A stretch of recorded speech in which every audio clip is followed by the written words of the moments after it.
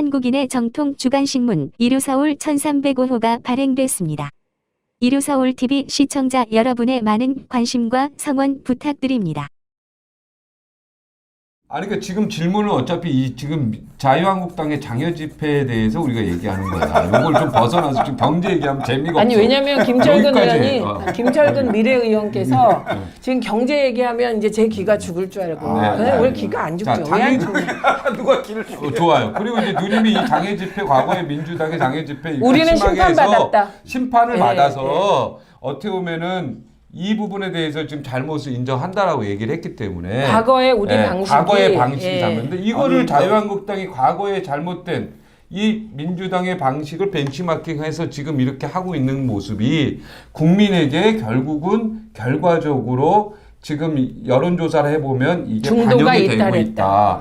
그래서 자유한국당 앞으로 나아갈 방향을 제대로 잡아야 된다 이런 얘기거든요. 근데 사실 바른미래당 입장에선 자유한국당이 이렇게 계속 가야 돼요. 왜요? 이게 정치가 이 정치가 진짜 제가 하기 싫었던 게 지역구가 뭐냐면 누님은 정치 안 하고 그건 맞아, 좀안 맞긴 해. 평론하고 아니면 그냥 판사하는 게 나을 것 같아요. 아니 왜냐면 생각해 보세요.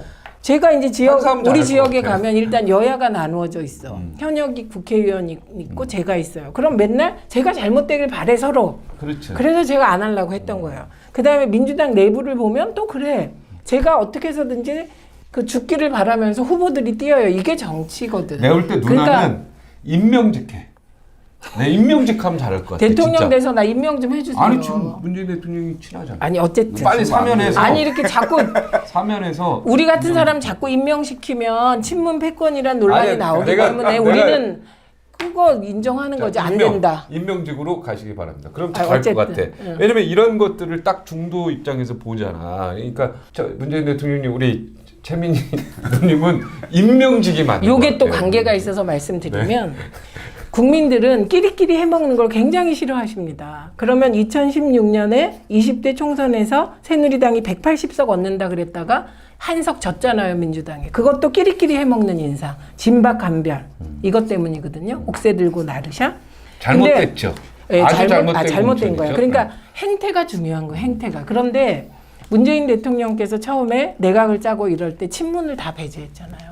근데 그게 정권 운영엔 어려움이 있지만 이 끼리끼리 안 해먹네라는 인상을 줘서 초기에 인상이 좋았던 거죠. 아 그래요? 네, 내각에 친문 없어요. 친문이 처음에는 좀 아니, 있었잖아요. 얘기해 나중에 보세요. 없었죠, 나중에. 제가 얘기해 줄게. 친문이 없어요. 예를 들면 친문 누가 들어가야 되냐면 친문이냐면 양정철, 전해철, 예, 그다음에 뭐 박남춘, 네. 친문, 이해찬. 네. 뭐 이런 사람들이 들어가야 되는데 그게 핵심 친문이거든요. 그런데 근데 다 배제했죠. 자 그건 이제 내부에서 말씀하신 대로 뼈문이냐 아니냐 뭐 이렇게 네, 그거예요. 이렇게 이제 구별하는 거고. 예를 들면 임종석 실장이 친문 핵심이었냐 그러니까 아닌 거죠. 국민들 입장에서 보면 국민들 입장에서 보면 문재인 캠프의 주요 핵심 인사들이 청와대와 내각이 들어갔기 때문에 다 친문으로 봐요.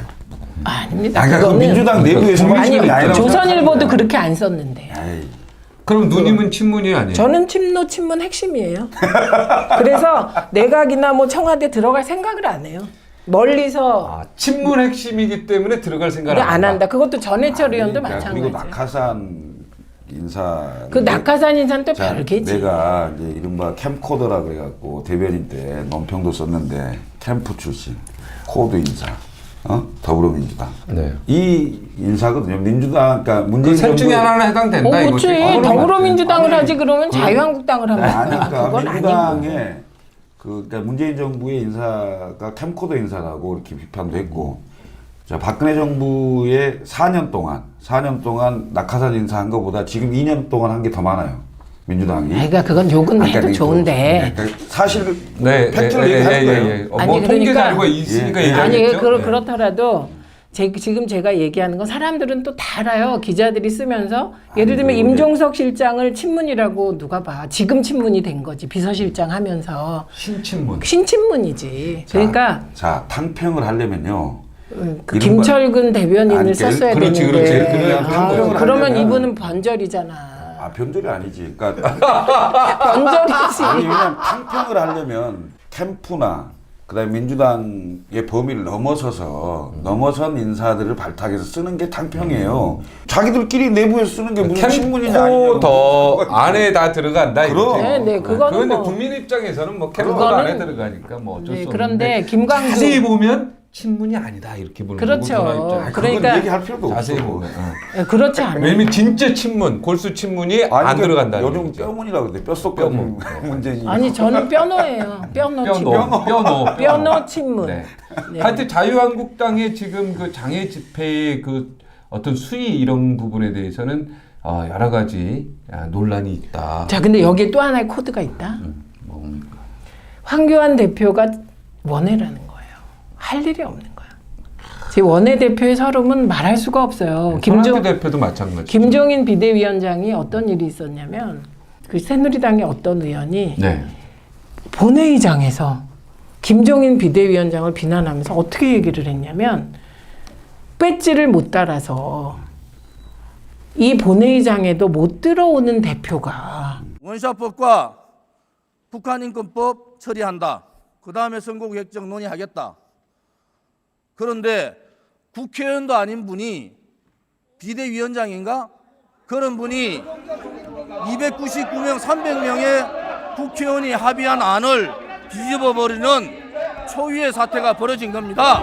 어쩌고 한 적이 있어요. 기억나요. 기억나죠? 네. 그래서 제가 그때 화가 나셨죠. 다 화났죠. 왜냐하면 저게 어떻게 저럴 수가 있지. 그래갖고 전 본회의장에서 제가 아무리 우리나라가 정치가 싸워도 우리나라의 경로 효친과 미풍양속을 파괴한 저 의원 이러면서 했는데 그러니까 황교안 대표는 존재감을 높일 수 있는 방법이 뭐가 있을까요? 장애 집회밖에 없다. 사실은 장애 집회가 꽃이죠. 황교안 대표에게는. 그래서 이게 꼭 장애 집회가 다 순기능도 있고 역기능도 있는 거예요. 정치는 네. 얻는 게 있으면 잃는 게 있고. 네. 그러니까 나경원 대표와 황교안 대표가 미래의 대권 경쟁에 이미 들어갔다고 저는 보는 쪽입니다. 자, 자유한국당은 중도표를 어떻게 얻을 것인가 이거를 고민해야 된다. 과연 중도 사람들은 과연 이 지금 장애 집회 이 모습을 좋아할까? 여기에 대해서 물음표를 한번 던져보고 한 말씀 뭐 더 하실 거 있어요? 아니 여기에서? 그 장애 집회를 할 수가 있죠. 할 수 있죠, 할 수 할 수 있는 있죠. 건데 장애 집회 내용이 중요해요. 그러니까 그 내용이 아니, 너무 뭐- 수위를 넘어갔다 이렇게 보는 거죠. 자기 당원들 모아놓고 다이나마이트 얘기하고 그 그다음에 얘기는 무슨 아까 뭐 했으니까. 북한의 변호인 예. 얘기하고 이런 식으로 이념적 색깔론을 들고 나오면요 그 한계 거부한다. 국민은. 한계를 딱 치는 거죠. 그러니까 사실은 장애에 나와서 여당 견제하고 비판할 수 있는 그럼 거죠. 경제 얘기해야죠. 네. 경제 얘기하고. 자, 우리가 무서운 것도 공수처에 얘기해줄까요? 예를 들어서 무서운 부분들 숨겨져 그럼. 있는 그런 얘기를 하고 그래야지. 그렇죠. 예, 이게- 저는 한 가지를 늘 혼자 주장해. 네. 공수처에 대해서. 네, 그게 얘기 뭐냐면 말씀해 주세요. 저는 홍준표 대표 참 정치 잘한다고 생각합니다. 일부 막말로 이렇게 하지만 그분이 그 사람이 얘기한 것 중에 표현만 조금 하면 인식은 되게 그 정말 괜찮은데. 말하자면 그 보수 쪽에 한 그 뭐랄까 그렇죠. 기둥이 될 수 네. 있는 사람인데 그 홍준표 전 대표가 한 얘기 중에 충견도 풀고 맹견도 풀어서 야당 탄압하려고 한다. 이게 지금 자유한국당이 그 수준이에요, 지금까지. 그게 더 발전되지 않았는데 거기서 얘기하는 충견은 검찰이에요. 그 다음에 맹견은 공수처 얘기하는 네. 거거든요. 그래서 저는 공수처장 인선을 국회에 맡기는 거. 왜냐하면 이번에 패스트트랙 안을 보면 인사위원회에서 5분의 4의 찬성으로 2명을 뽑아요. 네. 그러지 말고 그냥 1명 뽑아서 올리게 했으면 좋겠어요. 국회에서. 네, 국회에서. 그러면 맹견이 사실 청와대에 대한 맹견이 될 가능성이 크죠. 그리고 저는 그게 필요하다고 보는 쪽이에요. 이번에 특검 박영수 특검 잘했지 않습니까? 네, 그래도. 네, 네. 그렇죠? 그래도. 대통령 임명했지만 네. 결국은 야당에서 추천한 사람으로서 네, 네. 그래서 잘했죠. 저는 그 공수처장 임명에 대해서 국회에 거의 사실적 임명은 국회의장이 할 수는 없어요. 네. 근데 한 명 임명은 뽑아 올리면 그건 국회의장이 무조건 해야 된다라고. 공수처 얘기를 좀 하면 난 대단히 신중해야 된다고 생각합니다. 이건 신중해야 돼. 왜냐하면 이 사정 이거 함께 그냥 패스트트랙으로 넘어갈 내용은 이제 아닌 것 같아요. 사정기관을 하나 더 신설하는 거잖아요. 완전히 신설. 자, 옛날 대검 중수부가 있었는데 대검 중수부를 따로 떼서 하나 만드는 거 비슷한 거. 그거보다 더 힘을 실어주죠. 거기다. 엄청 센 거죠. 이게 대상이 한 7천 명 돼요. 근데 7천 명이 고위공직자예요. 그러니까 7천 명을 대상으로 사정기관을 꼭 만들어야 되는지에 대한 문제부터 좀 고민을 해봐야 돼요. 그 다음에 예. 자, 사정기관의 존재 이유라는 게 있을 거 아닙니까? 그러면 거의 7,000명은 현미경으로 보고 먼지털이 비슷하게 할 겁니다.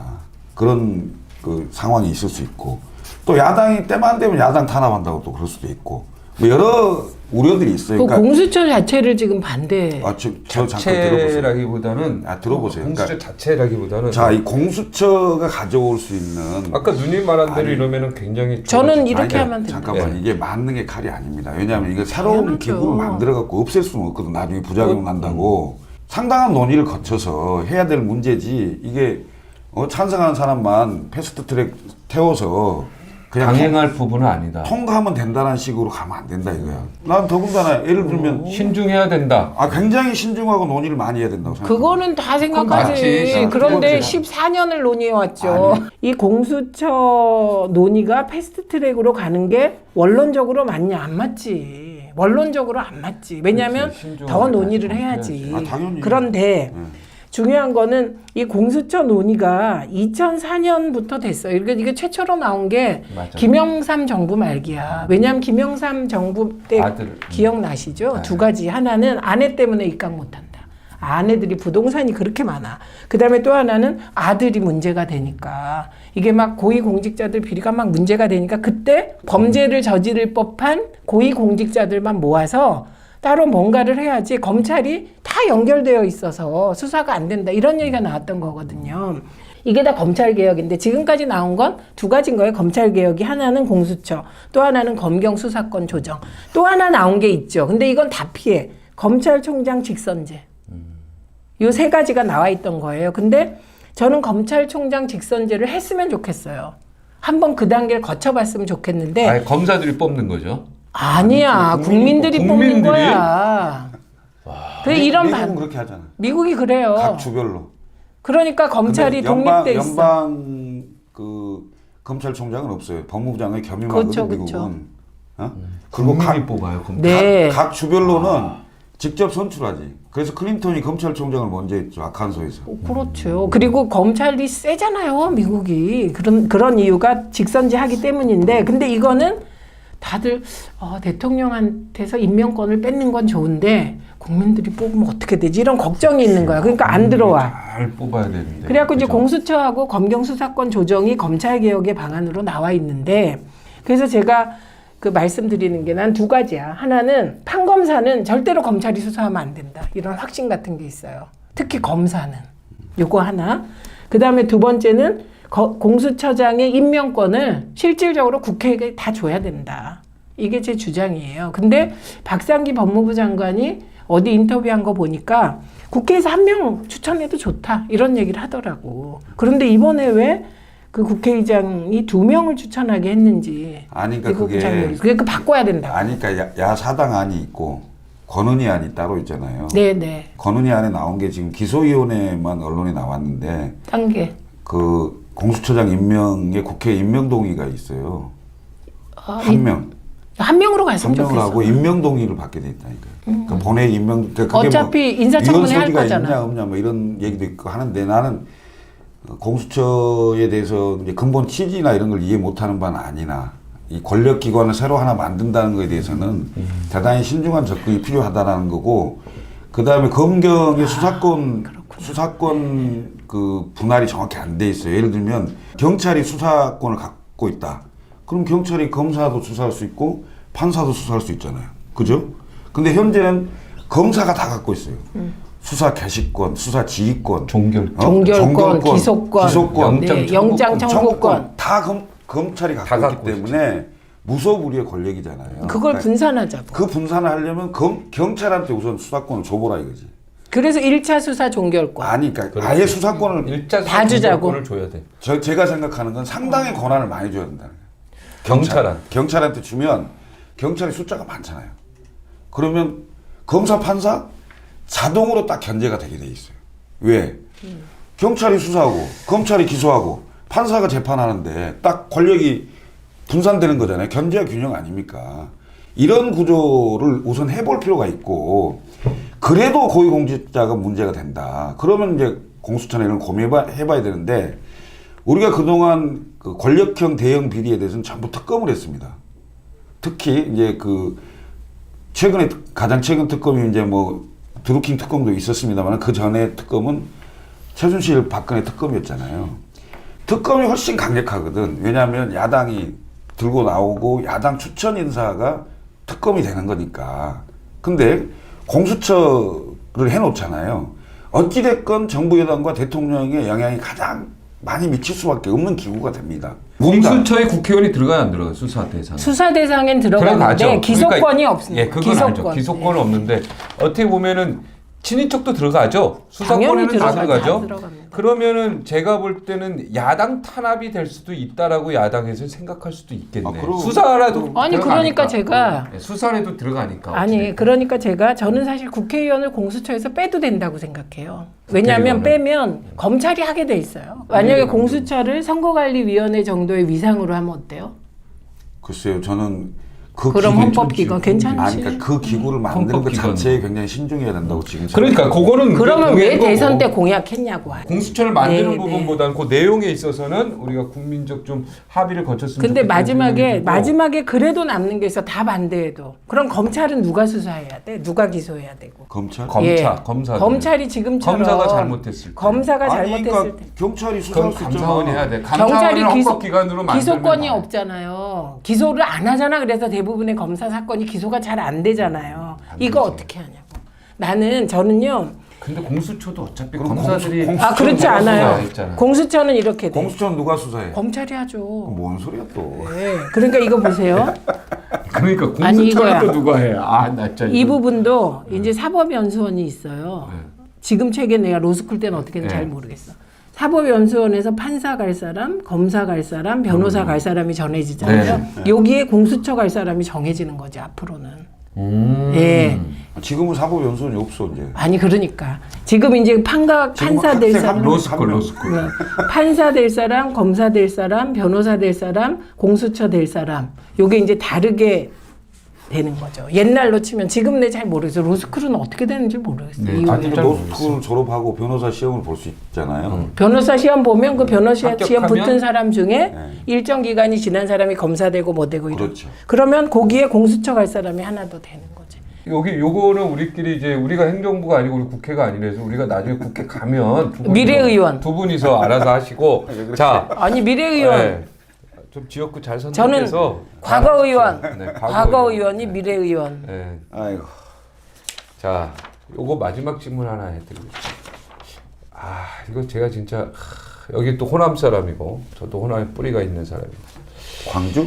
광주에서 이거 황교안 대표 물벼락 맞은 거 이거 참 어떻게 아이고. 보죠? 솔직히 어떻게 봐요? 솔직히 객관적으로. 계란 세례 정도 맞아야 그림이 더 되는데 이렇게 생각했을 것 같아요. 황교안 대표 본인이 네, 왜냐하면 우리 국민들이 제일 싫어하는 거, 특히 우리 국민들은 싫어하고 언론이 좋아하는 거, 그림이잖아요. 근데 만약에 황교안 대표가 달걀 세례를 맞았다. 그럼 저는 그거 한 일주일 이상을 틀었을 것 같아. 그런데 물이기 때문에 물은 흔적이 별로 안 남잖아요. 게다가 검은 우산을 미리 준비했다는 거는 예상했다는 거잖아. 그러니까 그거 예상하고 간 겁니다. 우선 외관 검은 우산을 미리 준비한 건 예상을 했다. 아, 예상한 예상할 수 거죠. 있죠. 그리고 중요한 거는 예상할 수 있지. 그 근데 광주 망원 국회의원들 있잖아요. 그거를 제대로 처리 안 하고 갔기 때문에 숙제 안 하고 가면 국민, 선생님한테 혼나는 거 당연한 거지. 근데 왜 그걸 알면서 갔을까? 난 그리고 그게 그거는 그림. 그러니까 우선 자유한국당이 그 5.18 망언에 대한 부분을 당연히 해야 되고요. 그 다음에 5.18 진상규명위원회가 지금 설치하도록 돼 있는데 추천을 못 하고 있잖아요. 아, 그 부분도 네? 있죠. 그래서 광주 그러면 다 5.18로 완전히 그 등치되는 상황인데 자유한국당에서 이 두 가지 문제를 정확히 해소를 하고 정리를 하고 진정성이 있다면 그걸 정리를 하고 광주를 방문했어야죠. 지금 광주 그 시민들이 국회 앞에 와서 농성을 하고 있어요. 천막 농성을 하고 있는 상황인데 이 상황에서 광주를 간다? 뭘 갖고 광주를 간 겁니까 도대체? 이거 맞으려고 간 겁니까? 그리고 이거 광주 가서 맞고 다른 지역으로 역으로 지역주의 선동하려고 간 겁니까? 나 이거 완전히 잘못됐다고 생각합니다. 이거. 이렇게 해갖고는 통하지도 않아요. 요즘 세상에. 광주에서 통하지도 않는. 아니 광주가 아니고 그 그림이 전국적으로 나가도 막 자극해서 역으로 뭐 보수가 뭉치고 지역주의가 뭉치고 이렇게 할 거라고 계산했다면 큰 오산이다. 제가 그렇게 계산한 것 같아요. 이건 전혀 잘못된 거고 이런 식의 접근은요. 그래서 아까 내가 자유한국당은 70년대식 사고라고 얘기를 하잖아요. 그러니까 무리한 방문이고 어떻게 보면 자초한 것이다. 그렇지. 예. 근데 또 안 갈 수도 없는 거예요. 그러니까 이게 아니 그것도 일본으로 방문을 왜 거기를 하냐고. 그거- 숙제도 안 해놓고. 그러니까 숙제를 그거는 해야 되는데. 제가 이제 지금 보면 우리가 19대 때 장애투쟁 엄청나게 해서 진짜 심판을 받았죠. 예, 심판을 받았고 그 심판의 한 형태가 제3지대의 공간을 우리 스스로 열어줬구나. 이런 생각을 저는 합니다. 판단은 또 민주당도 다 다르겠죠. 네네.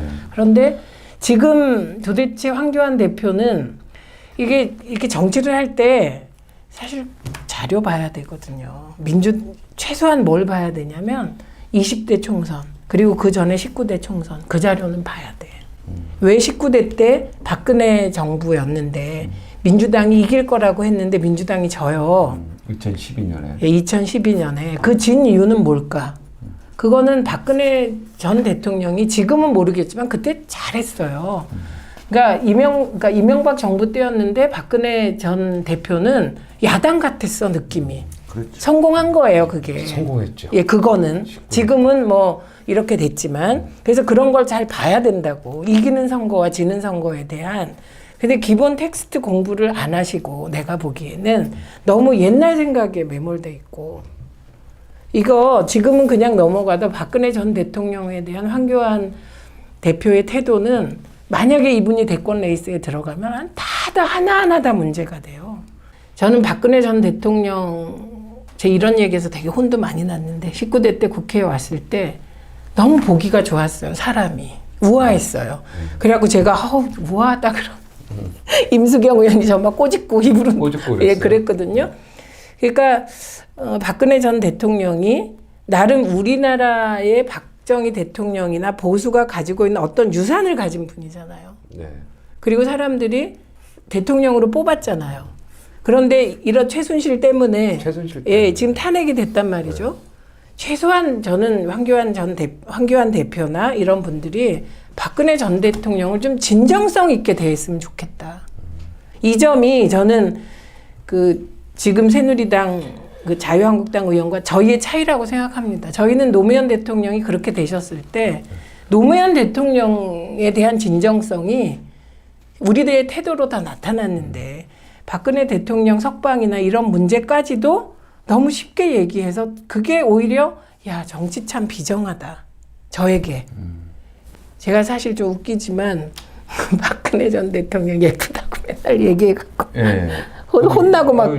그랬거든요. 예. 근데 저는 그랬어요. 그리고 네. 그런 우아함이 좋았고. 네. 예. 근데 지금 이제 포스가 있었죠. 그러니까 황교안 대표나 자유한국당이 저렇게 한다고 해서 물론 이제 뭐 중도표를 얻기 어려운 측면도 있겠지만 아까도 얘기했지만 2016년도에 당시 집권당의 오만함, 오만함과 오만 방자지 사실은 180석 하고 뭐 야당이 분열하니까 이긴다 뭐 이렇게 해서 뭐 도장도 가져가고 막 이렇게 했는데 진짜 웃겼죠. 2020년에 민주당의 오만함이 지금 드러나고 있다. 어떤 면에서? 20년 집권. 뭐가 오만? 20년 집권하겠다. 그 다음에 260석 하겠다. 아이 그거는 그러니까- 우연적인 거였고. 아니 잠깐만요. 어찌됐든 기사가 됐으니까. 이런 얘기들이 나옴으로 인해서 결국은 정말 말도 안 되고 이렇게 엉터리인 제1야당이 반사 이익을 볼 가능성도 거에 대한 있다. 저는 엄청난 우려를 하고 있습니다. 예, 그 경고에 대해서는 접수. 100% 접수. 100% 접수. 오만한 쪽이 진다. 100% 접수. 100%. 그러니까 260석 뭐 20년 집권 이런 얘기는 사실은 마이너스 얘기인데 그죠? 네. 근데 260석은 좀 격려 차원에서 그 의원들 알죠. 내용은 다 아는데 네. 할 수 근데 있는 내용인데 국민의 입장에서야 상대의 그렇지. 정치 공세를 당할 빌미를 줬다. 그렇죠. 그것도 인정. 예. 그러나 우리 본인은 그건 그렇지. 아니에요. 우리 최선을 다합시다. 그래서 네, 열심히 해서 겸손하고 위원장님들 항상 오만하지 맙시다 이렇게 얘기하면 되는데 다 당선돼서 260석 자자는데 이러니까 이렇게 아고 어가 틀린 거지 이게. 예, 내용은 다 아는데 정리하면 이거예요. 나만 보면 진다. 나만. 이게 첫째. 두 번째, 오만한 쪽이 진다. 그러니까 그리고 세 번째는 총선 당시의 행태가 중요하다. 그러니까 사실은 옥새 들고 나르샤밖에 나 기억이 안 나요. 우리가 20대 총선은. 그러니까 옥새를 들고 나르게 또 하신 분들도 있고 그러니까. 그러니까 이게 그게 아주 상징적으로 보이는 거기 때문에. 서로 당내에서 오만한 거지. 이 그 자체가 다 오만이에요, 그죠? 네, 네. 그래서 하여튼 뭐 내년 총선이 사실은 대한민국에 또 굉장히 중요한 그 연도가 될 것 같은데 우리 국민들이 현명하게 판단해 주셨으면 좋겠고 오늘 그 최민희 의원님하고 저랑 이렇게 또 대판 싸워야 되는데. 누님이 처음 시작할 때 나는 자유주의자고 나 보수 자유주의자고 자유주의자야. 전체적으로 보수 리버럴. 진보 자유주의라니까 이거 뭐 더 이상 싸우면 안 되고 내가 볼 때 이쪽이 진보 자유주의거든. 내가 볼 땐 나는 반반인 것 같고 누님은 보수 자유주의라니까 보수 할 말이 리버럴이에요. 없어. 예. 근데 이게 사실 이념 싸움을 할 필요가 없고요. 우리는 모두 자유주의자입니다. 대한민국 국민들은 자유를 소망하는 사람들이고 역사적으로 어떻게 보면은 자유의 그런 어떤 굴레에서 우리가 벗어나기 위해서 억압의 굴레에서 벗어나기 위해서 계속 노력했고 자유를 쟁취하기 싸웠기 때문에 이 부분에 대해서 우리 국민이 이념은 이제 뛰어넘어야 된다. 뭐 그런 생각을 좀 했습니다. 우리 최민희 의원님 오니까 분위기가 좋고 아주 굉장히 훈훈했는데요? 좋은데요? 이런 여태까지의 그 토론은 없었던 것 같아요. 큰일 났네. 이 청취율이나 시청률이 떨어질 것 같아요. 아니에요. 그리고 저희 최민희 의원님 저기 자주 좀 모셔서 우리 그러면 뭔가 좀 대한민국 하나 되는 모습을 저희 그 주간 박종진에서도 좀 국민들한테 선사했으면 좋겠다는 생각을 했습니다. 오늘 여기서 마치겠습니다. 오늘 시청해주셔서 고맙습니다. 감사합니다.